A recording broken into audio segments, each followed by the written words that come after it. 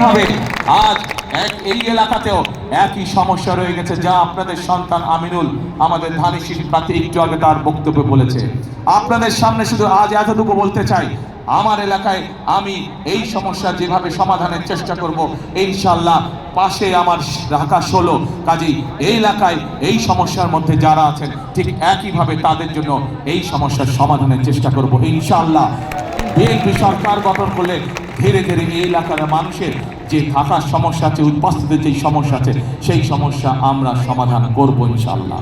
প্রিয় ভাই বোনেরা, এতক্ষণ আমার বক্তব্যে আমি আপনাদের সামনে তুলে ধরেছি কিভাবে আমরা দেশকে পুনর্গঠন করতে চাই। আমরা বিভিন্নভাবে অনেক সময় নষ্ট হয়েছে, স্বৈরাচার আমাদের দেশকে বহু বছর পিছিয়ে দিয়ে গেছে, পৃথিবীর বহু দেশ আমাদের থেকে অনেক এগিয়ে চলে গিয়েছে।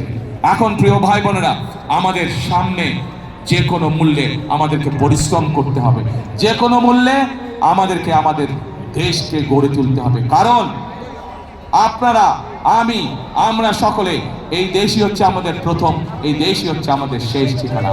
আপনাদের সকলের পরিষ্কার মনে আছে, দেশনেত্রী বেগম খালেদা জিয়াকে বিভিন্ন রকম প্রস্তাব দেওয়া হয়েছিল যে উনি যাতে বিদেশে চলে যান, কিন্তু দেশনেত্রী খালেদা জিয়া জেল জুলুম স্বীকার করে মৃত্যু অবধারিত জেনেও উনি এই দেশের মানুষকে, অর্থাৎ আপনাদেরকে ফেলে উনি যাননি।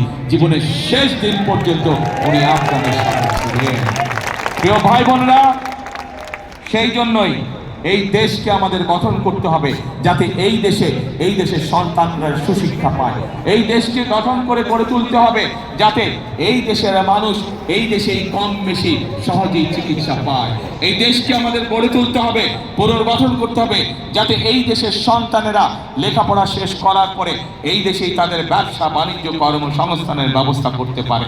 এই দেশকে আমাদের গড়ে তুলতে হবে, এই দেশের মা বোনেরা যাতে এই দেশের স্বাবলম্বী হয়ে দেশ গঠনে ভূমিকা রাখতে পারে। প্রিয় ভাই বোনেরা, আজ একটি রাজনৈতিক দল হিসেবে, রাজনৈতিক দলের কর্মী হিসাবে আমি আপনাদের সামনে উপস্থিত হয়েছি আমার দলের পক্ষে ভোট চাওয়ার জন্য, এবং সেই ভোট শুধু ভোট চাওয়ার জন্য চাইছি না। আজ আপনাদের সামনে আমি পরিকল্পনা উপস্থাপন করেছি, আমরা দেশ এবং দেশের মানুষের জন্য কি করতে চাই। এতক্ষণ আমার বক্তব্যে আমি সেই কথাগুলো আপনাদের সামনে তুলে ধরেছি।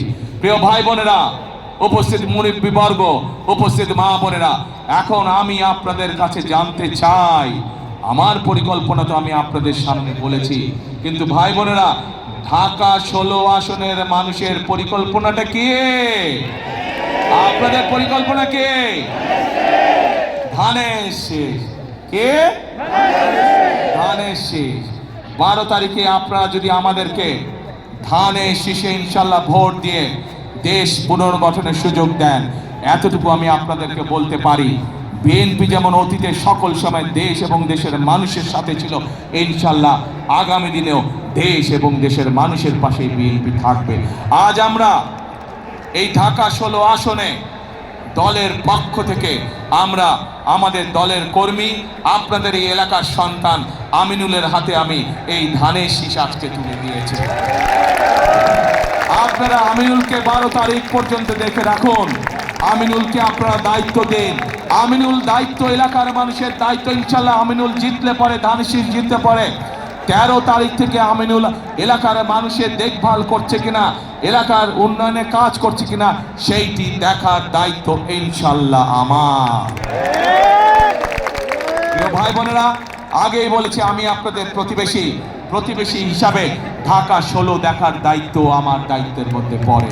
ইনশাল্লাহ আপনাদের সন্তান হিসাবে, আপনাদের প্রতিবেশী হিসাবে আমি আপনাদের সাথে যেমন আগেও ছিলাম, ইনশাল্লাহ ভবিষ্যতেও থাকবো।